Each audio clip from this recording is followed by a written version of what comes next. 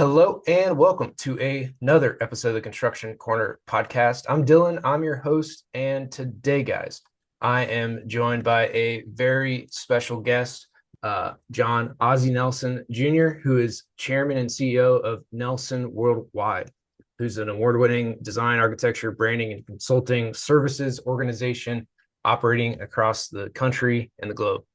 Under Ozzie's leadership, the firm has expanded from a single office traditional interior design firm with a core competency, just one core competency, to its current state of more than 22 offices, 10 different practice areas, multiple fully integrated service lines. And since Ozzie became CEO of Nelson in 2003, the firm has executed more than 45 mergers and acquisitions, which is incredible amount of mergers and acquisitions, taking Nelson from the rank of 37 in the industry to multiple top 10 rankings with growth of more than 500%. So with that awesome introduction, Ozzie, welcome to the show.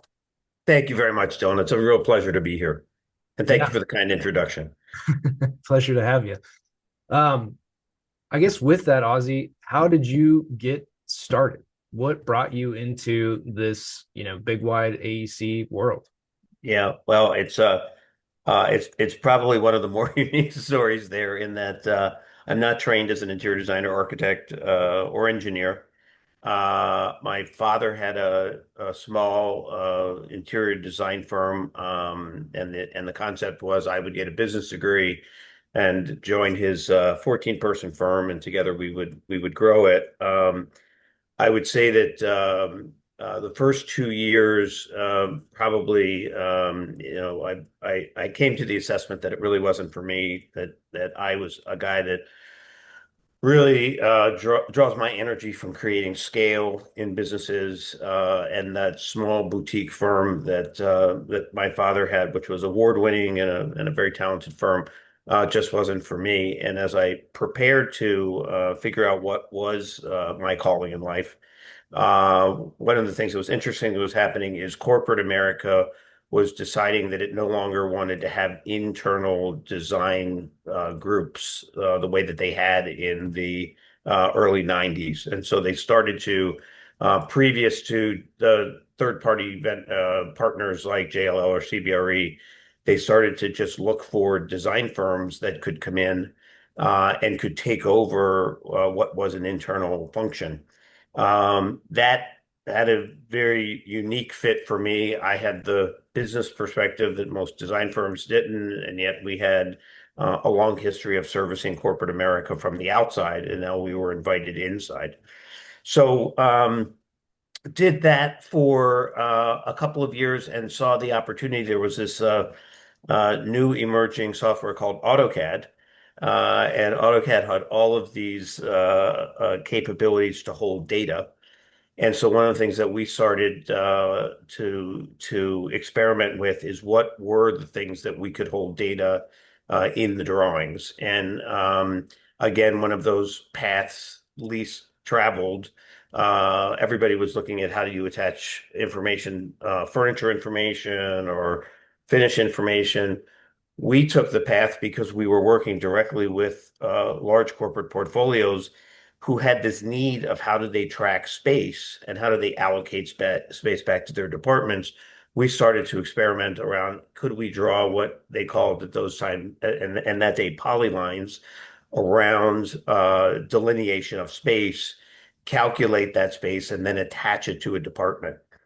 And while that sounds pretty simple, at the time it was a pretty powerful concept, and it got us to the front of the line in terms of helping corporations to do strategic occupancy planning. I think we were probably, if not the first, one of the first organizations that would actually get fed the changes that would happen in occupancy. We would update the drawings. Later, we would actually create automatic links to the mainframe servers so that the way that companies like Bank of America or JP Morgan Chase at the time were charging space back was from the allocations that we're doing.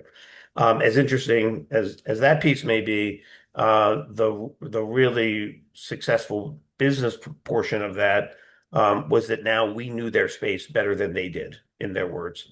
And so whenever they would contemplate a move, whenever they would contemplate an acquisition, we were one of the first calls that they would make. We would look at what the impact to occupancy was. We would also track all the projects that would need to be done in order to accommodate the post-merger environment. And out of that would come sometimes hundreds of projects that needed to be executed over the coming year. So for a long time, for probably a 10-year stretch, that was our business model. And then as corporate America started to grow itself and get these large portfolios, they wanted partners that had a network of offices. And so I think the interesting thing about our story is I would love to say that I sat in an ivory tower and came up with all these ideas. It really was about responding to the marketplace and the changing world that drove us to then look at merger acquisition because our largest client, Bank of America, had made it clear, excuse me, that if we weren't able to expand our network, they would look for another vendor. So in the early 2000s, we started to look for partners to do merger acquisitions with. We were looking primarily for people that had a workplace background in corporate America, that were feeling the same pressures that we were, and that were in strategic cities across the US. We completed 13 merger acquisitions in a 3.5 year period, grew from about 12 million to 53 million. And as I tell that story, I always like to say, whenever you think you have something figured out, God has other plans for you. So when those acquisitions were done, it was 08, 09, the financial crisis of our time, the Great Recession. And so we took a pause, obviously, on the growth, really hunkered down to survive those difficult times. But coming out of it, we were determined that we could no longer be solely an interiors firm, and that our acquisition quest had to broaden to look for firms that really had three concentric circles. One was either strengthen us in a geography that we're already in or add a new geography, strengthen a practice that we were in or add a new practice, strengthen a service that we were offering or add a new service. If a firm had one of those three circles, we wanted to have a conversation. If they had two, we were really interested. If they had three, obviously that was the trifecta. And that would guide the next 20 plus merger acquisitions that we would do from there.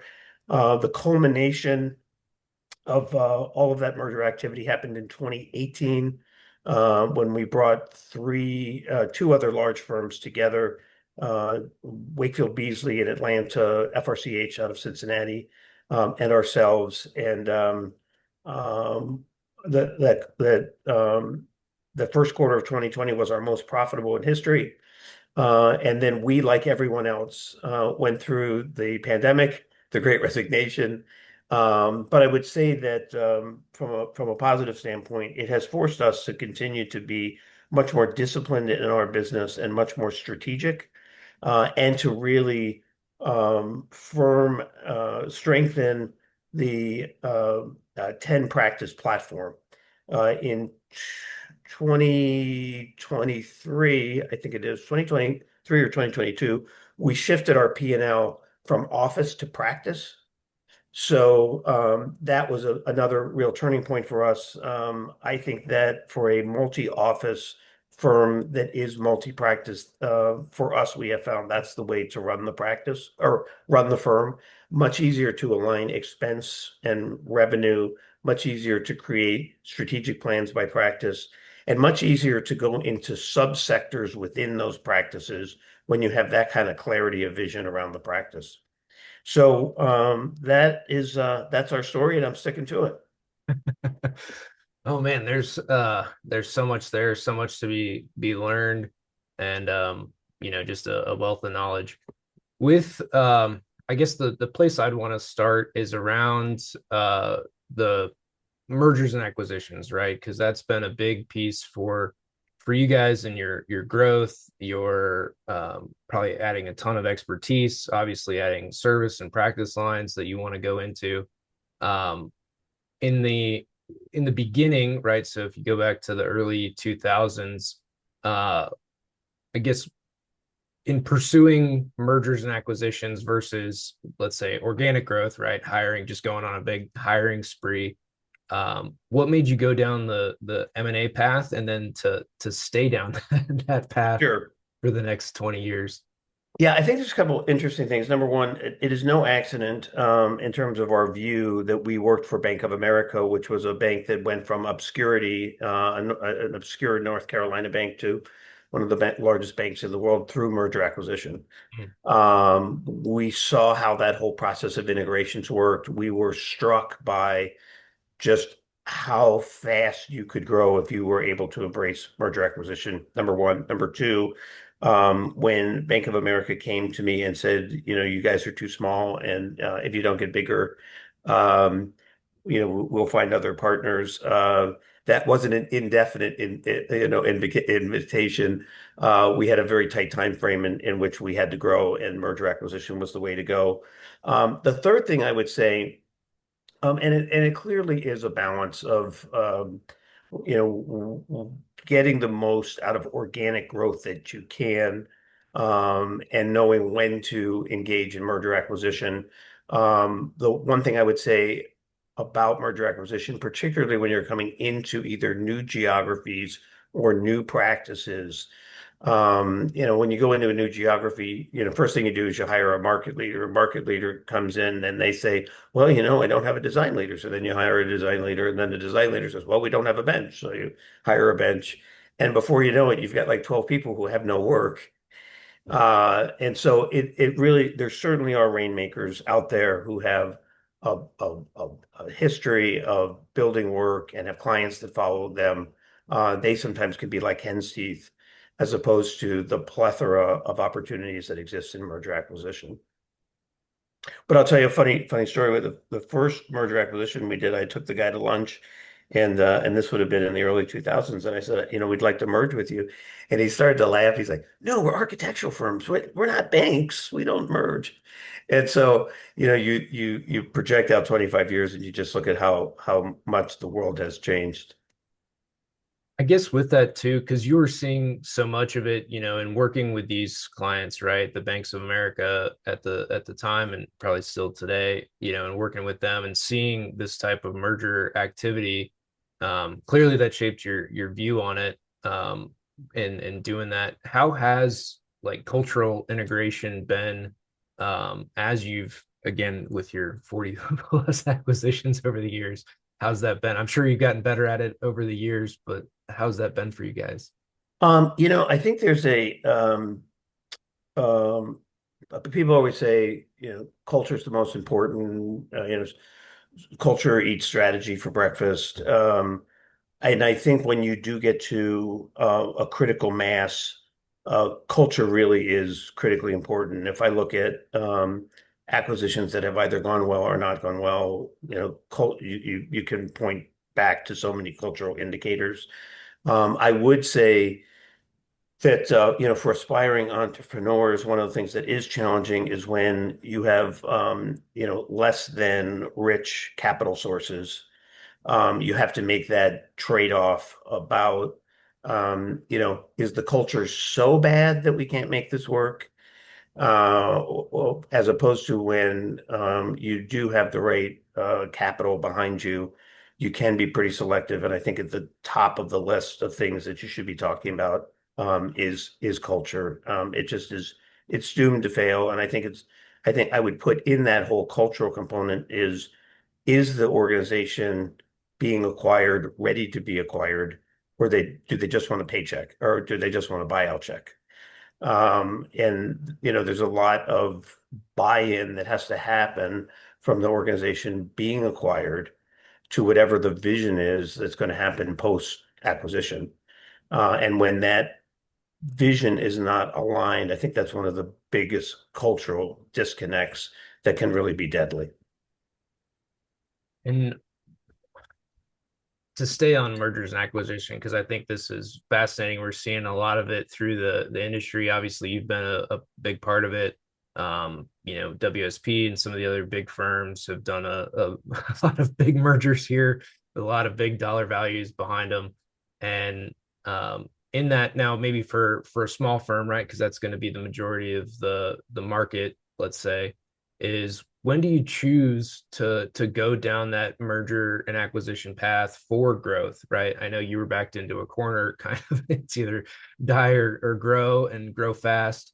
But for a lot of firms, they might not have that, quote unquote, gun to their head. So when do you start to kind of choose that merger and acquisition path and go aggressively for it? And like you're saying, backfill work, right? That's got to be the big piece where they have to have that existing book of business to justify being in that market. But kind of your thoughts around, when a firm should choose to go down that path.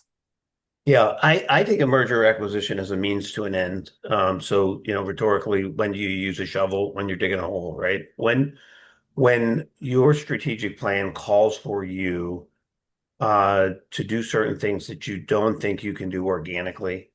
It is the time to embrace merger acquisition. But I think it really does come back to a really well thought out strategic plan that identifies which are the practices that you want to practice in. What's the geography that you either want to be in or have to be in? When you look at uh, just how the Southern Smile has done in terms of economic growth for firms, as opposed to some of the slower growing areas, Rust Belt places and all of that. If you find yourself in cities that aren't growing, is that part of the strategic plan that gets you to think about acquisition in markets that are growing? I think if there's a pivot into a certain practice or even a sub practice, like what I've come to appreciate in the competitive landscape, first you get into quote unquote public work, and then you realize that public work is not public work. It's prisons, it's courthouses, it's juvenile detention centers, it's all of these others. And if you haven't done, five of those types of projects in the last 5 years, you're not going to be competitive. So are there niche acquisitions that you can make? For instance, if you want to move into library design and you have some library design in-house, but you really need a portfolio and you really need a team of experts. That would be an example of seeing a clearly defined niche that you're trying to fill, and where merger acquisition, I think, would be the most effective way to try to get there. The next piece, because I think that's crystal clear, right? On picking a path for merger acquisition, when you do it, what markets to move into, that's beautiful. And how you explain that and the path to get there, right? Of achieving a goal for it, setting out to do that. One of the other things that you'd mentioned was in P&Ls. I know this is going to be a business heavy episode for everybody. Yeah. And I'm sorry, I'll try to limit the jargon. No, I think it's great because it's something that I think a lot of firms in the AEC world are missing, right? This kind of business acumen side of it, the alignment of culture, finance, incentives, that piece of it. They're great practitioners. As a professional electrical engineer, right? Like I understand being proficient at your craft and being able to put drawings together and do that for your clients. But at the same time, there's a lot of other pieces like aligning P&Ls to multiple office locations, how you do that, aligning around practices so you don't have maybe an office fighting against another office for the same work.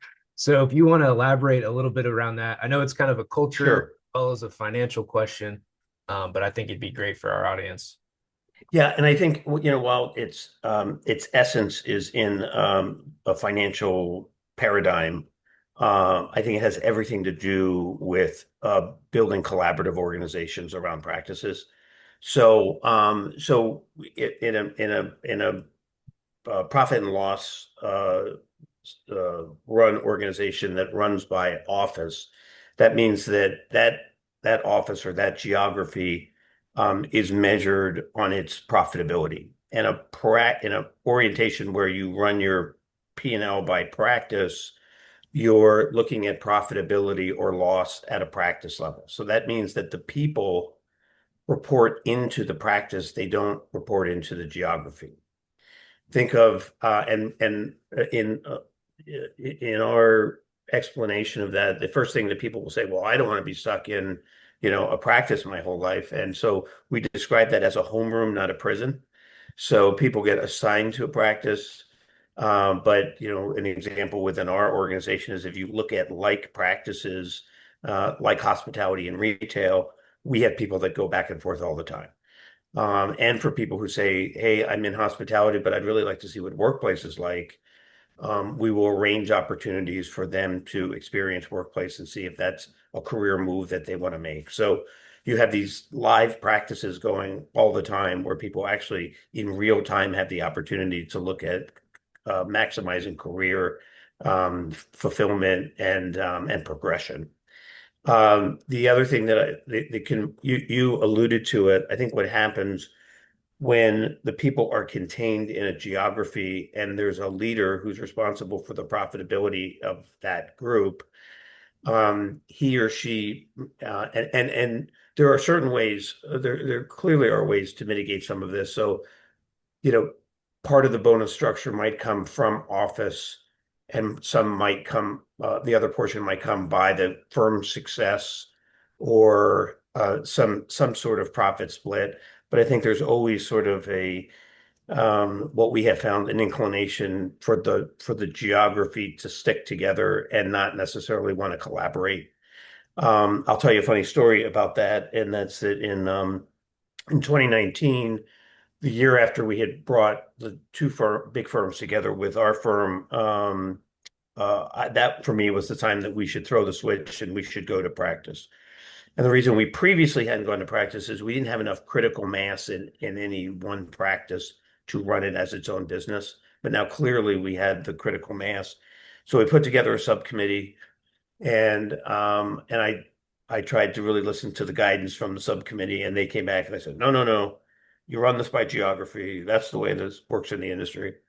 And we went through the pandemic, and everybody started working at home. And of course, they started to work in the practice that they're working in, and they start working with people around the country in that practice. So in 2022, when we announced that we were going to P&L by practice, people were like, well, what took you so long? So sometimes it's a reminder to me that sometimes leadership is about having the patience to have people catch up. Yeah, you're thinking so far ahead, where the business needs to be in a few years that it's going to take everybody a little bit to acclimate to where that's going to head. Yeah, and I think as a general topic there, I think bad leadership is all vision without empathy and without I think you have to figure out where people are at any one point in a journey, and how do you bring them along the rest of the way, and what can you learn from them in terms of the destination of the journey. Yeah, which brings me to, I guess, another couple questions to give flashback, and hopefully this isn't too traumatic for you. But going going through, well, I mean, you've been through two very significant, economic times, right, between 08, 09, and then the pandemic. Is what are kind of some of the lessons that you've learned out of those two very different but also similar, economic events that you've been through? Yeah. Uh, I think for leaders, listening to this broadcast and thinking about, how, what is how do you bring the best out of all of us in those times? I think having projecting stability and poise while all this chaos is going on around you is first and foremost, and maybe pretty simplistic, but I always think back to the fact that people want to know what our plan was going to be, and I think in such times people fill the vacuum of quiet. So you really need to be acknowledging what's going on in the external environment continually updating them on the plan about what you're doing about that. Number one. Number two, um, I think the temptation for a lot of visionaries is, and I would say in my own career, I was guilty of this in the beginning of trying to grow yourself out of a crisis. When there are such extreme headwinds that there is no ability to grow, you've got to look to the other side of the equation and how do you contain cost? Now, there could be some creative ways to do that. In the pandemic, we started at the senior level. The executives took a 40% pay cut. Next level took a 10 or 25% pay cut. And then the rank and file took a 10% pay cut. And we were completely transparent about that. But we were also transparent about the fact that we had to reduce expense or we weren't going to make it. So there's a lot of choices in terms of how you contain expense. And I think that's a good, a creative example. But to deny the numbers and the trajectory and to not make the alignments that you need to, I think is the death knell of organizations that didn't make it through the pandemic or the Great Resignation. And then thirdly, I think thinking about those times ahead of time, and trying to make your organization as uh, economically sustainable as you can. That is what drove us to be in 10 practices, is that, and what we have seen is, fortunately, we did diversify the way that we did because workplace before the pandemic was such a disproportionate part of what we did that we were able to fill that vacuum with things like public sector and mixed use and multifamily. And counterbalancing that when those times are experiencing high interest rates or capital market challenges, there are other practices like workplace which tend to continue to go on just because people lease expires and people have to move. There's, well, I have a few questions out of that one because there's so much in there. Is one, it seems like the decision making when a crisis hits, right? Whether it's economic turmoil, I'm sure mergers and acquisitions in some way are their own little bit of chaos and turmoil in those pieces too. But is, I guess, kind of talk through your decision making process around it. A lot of people will, and I think this contributed to some of the downfall, especially that I witnessed more so during the pandemic, is the maybe inability or paralysis to make a decision, to keep you on a course, right? Whether it was good or not, you've made one, and then you could course correct after the fact. But kind of talk about, as a leader, making decisions and kind of your thought process behind those. I'll tell you two reactions to that. One, a quick story, and one of the things that I should have said in the earlier response is really important to not experience death by a thousand cuts. So really trying to assess what, unfortunately, the worst case scenario is and making your adjustments to the worst case scenario. And being able to look everybody in the face and say, in terms of what I know at this moment, that is it. Is something that's very, the pandemic, Great Resignation. It's a series of challenges that people are turning on the news, seeing what's happening, having concerns about their careers. The more you can assure them, again, at least in the view that you have, that whatever cuts you've had to make or sacrifices you have to make, that's it in totality. I think is important. I was when the Great Recession happened, I kept making death by a thousand cuts. I thought, we're 53 million, maybe we'll be 52, maybe 51. And I realized that the top line was falling deeper than I thought. And so I was in a cab in New York. I'll never forget this.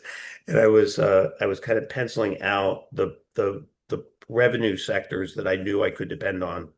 And I got to 38 million.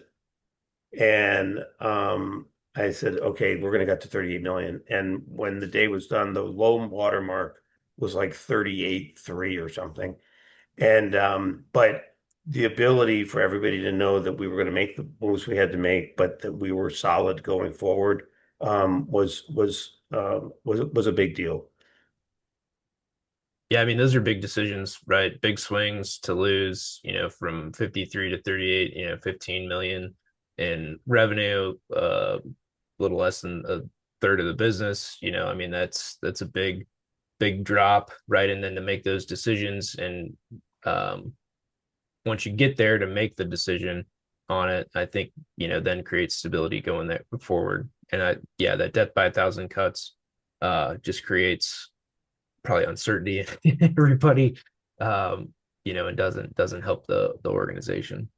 The other thing I was going to say is I think pandemic in particular, I'm a guy that lives by analogies, and it's how I kind of process things in life. And I think of the pandemic as being in the plane and the instruments aren't working. And by that, what I mean is there was not just a malaise over decision making, but there was a whole uh, functional change that was happening in terms of, people coming back to the office. We didn't know for years what the post-pandemic office environment was going to be because everybody had this like hard-coded, everybody's going to return to work and we're going to go back to the way it was.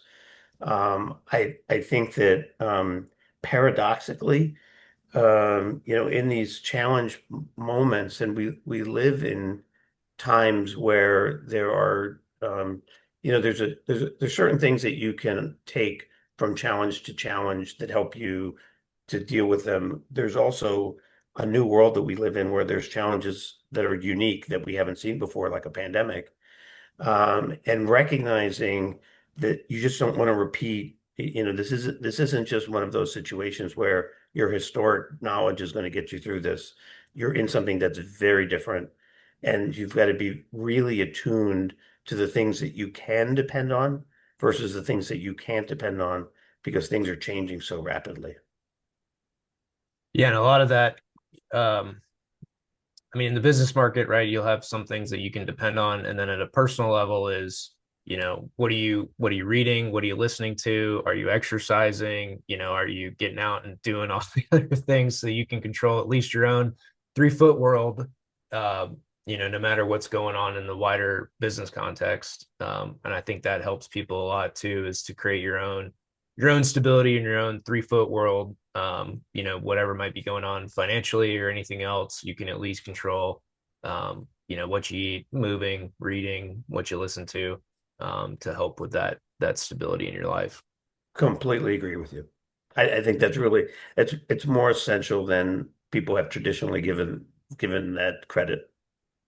Yeah. The next thing I want to get into is, off of these kind of maybe harrowing topics is looking forward and what's kind of the landscape that you're seeing. Obviously, there's been a lot of changes over the last few years in landscape from uh, work from home to office to, now you're seeing some transition more back to office or not.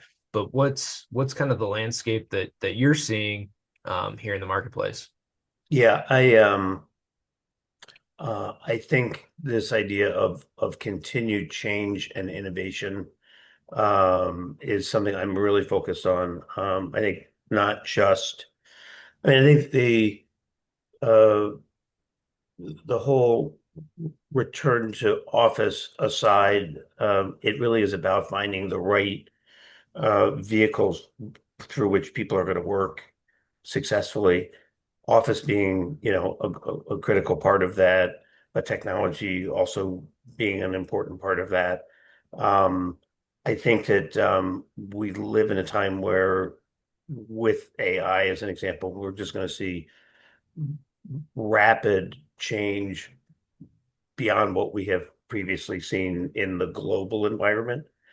I think for our industry, some things that I'm very focused on is number one, and you intimated to it that there are some large organizations, at least three publicly traded organizations in the industry, a lot of private equity coming into the industry. Um, that is necessitating and creating greater competition at just about every level of or every practice within the industry. So I think you're gonna see a move to more and more, number one, sophistication in the way we run our businesses, stability in terms of the practices that we select.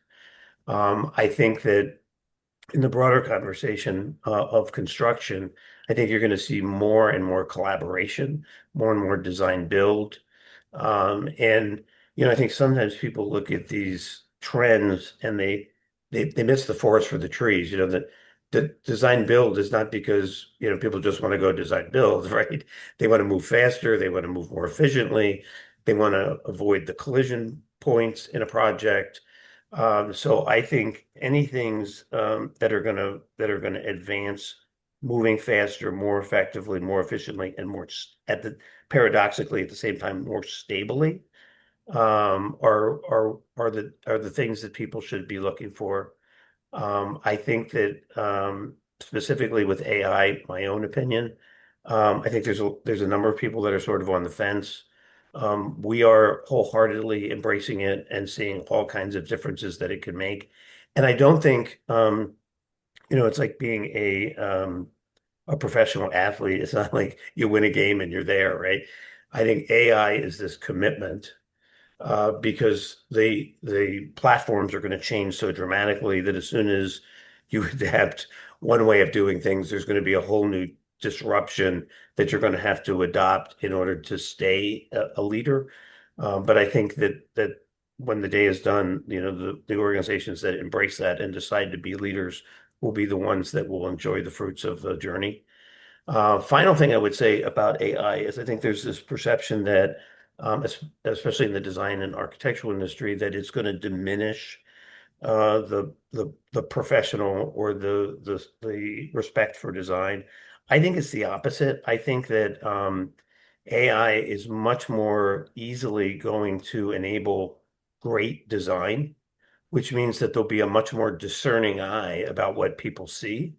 We're working with a software now where we can take a still photograph and from that turn it into a 3D walkthrough, and then we can look at the image and we can change the lamps and before you'd have to re-render that whole thing if you wanted to change a lamp.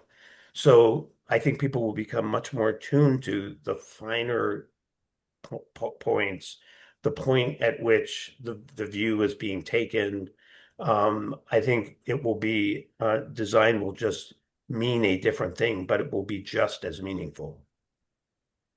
Yeah, as somebody who builds software and automation for Revit and moving faster through like electrical design, it's one of those things like lighting's always been one of those big points of interest is the faster that you're able to do layouts, put devices in, the faster you can have conversations with the owner, which means that you can have the changes and everything else to it. And because it was quicker and easier to do, you don't end up having this kind of commitment to your designs that I think a lot of people end up having, where you've spent countless hours or weeks or months to design something, to go through renderings, to go through these design challenges, where you're now very invested and tied to that specific design or layout. And then a change happens and you're like, oh man, I got 3 weeks of work ahead of me for this. When a change comes down and you're like, oh man, and you fight against the change because you don't, what's on the other side of it. But I think now with AI and some of these automation tools and everything else that is at the disposal of architects and engineers on a design piece, is that design now can have the attention to detail like you're talking about that it actually deserves, because you're not stuck in the quote unquote weeds of the project and all those, of putting drawings together, of doing everything else that comes with, a single change to a facade. Now your floor plans, now everything else changes behind That's it. a great point. That's really a great point. So that's my take on it for AI and automation is, just that commitment to the design. But the question that I had for you is, as lead a large organization that's focused on, adopting new technologies and being the leader for that, what's obviously you're taking the attitude of, hey, we've got to adopt this, we've got to commit to it. But what do those conversations look like in saying, like, hey, we are gonna adopt AI and kind of quell some of the worries that everybody has in an industry, frankly, that's been plagued with, we don't change, we don't do anything without first vetting it or whatever. Construction is the last to adopt a lot of things. Yeah, yeah. I think that there's probably as many different answers to that as there are leaders. I tend to be a more hands-on leader, and so for me, I think the idea that leadership isn't just saying, "Hey, you need to use these tools," but they're really seeing the benefits of them. They're excited about it. They're empowering the people who are finding the aptitude or have the interest in these tools, and then taking those case studies and showing those broadly to other groups. There then becomes, kind of a tipping point. We have the work in pro or the proof of concept. We now have the capability to do this. We've proven that it's, more effective, cost effective, more powerful for the client, whatever the metrics are. And now there's a decision whether you're going to embrace it or not. And I think that, there then comes the decision as to, whether those are the right people for the organization. But I think there is this sort of systematic, starting from the top, really championing the people who are the champions in the organization and the capabilities that we now have, that can differentiate us. Yeah, no, that's perfect. Um, as we move forward and kind of getting close to wrapping this up, Ozzie, is what markets do you see being successful or having that growth trajectory here over the next, say, 3 to 5 years? Um, Geographic markets or practice markets or both. we can touch on both. I know you talked on the southeast, being the one that's really growing, and then there's for manufacturing, probably the Midwest is going to be the big boom for those areas. But would love to hear your take and what you guys are seeing. Yeah, I think specialty industrial like manufacturing, cold storage, controlled environments. I think we're going to continue to see investment in public sector, and stability in the public sector. Top of the list, healthcare. We're going to continue to see a lot of investment and reinvention in healthcare.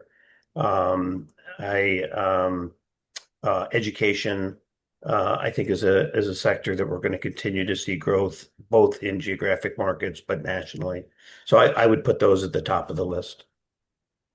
And then for so as markets go, right, healthcare, education, specialty manufacturing, being an overall growth trajectory, where do you see that growth happening, or what are the hottest geographic markets that you guys are really seeing here? Yeah. So for the manufacturing, as you said, there's a fair amount of that happening in the Midwest. When you look at those Southeast and high growth markets, logistics is still the logistics part of industrial is still going strong. I think that it sounds very simple, but our thesis is follow the growth, and you'll see the infrastructure follow behind. So, there's more schools that are needed, there are more hospitals that are needed. Unfortunately, there are more prisons that are needed. But it really all kind of either follows a geographic market that's growing or some sort of geographic sector that's reinventing itself. But even in that reinvention, there theoretically is a draw of people. Yeah, absolutely. Um, and being cognizant of time here, Ozzie, where can everybody find you? Yes, so I am best reached an email at onelson@nelsonww.com. And I am on LinkedIn as well. Awesome.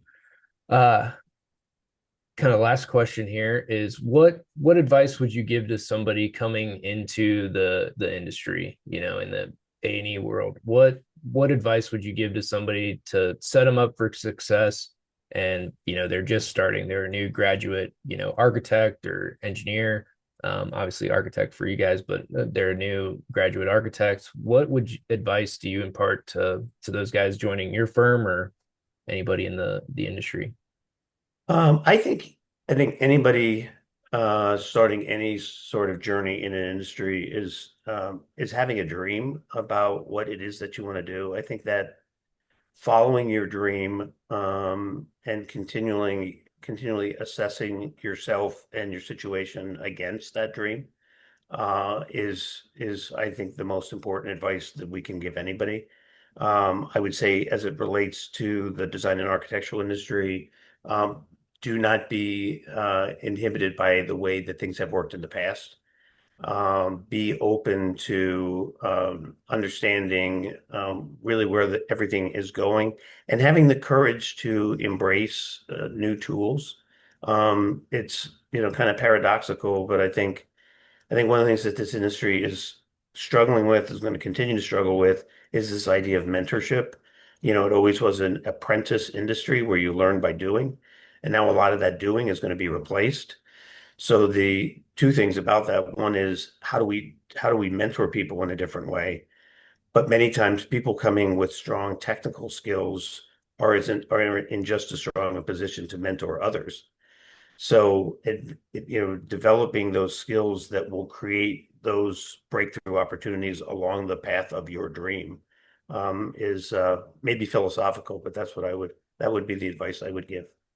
Yeah, that opened up a whole other line of thinking is, the technical kind of practice leader versus the, account executive that deals with clients, but needs to be technically enough savvy to understand what the client needs, but they're not so far in the details to get lost in translation. And that's probably, I think we have time for maybe your thoughts on that Yeah, item. and I don't think it's an either or. I mean, I think people, and I do think it does go back to that sort of, uh, where are your superpowers as a person, and how do you best apply those to wherever the career path takes you?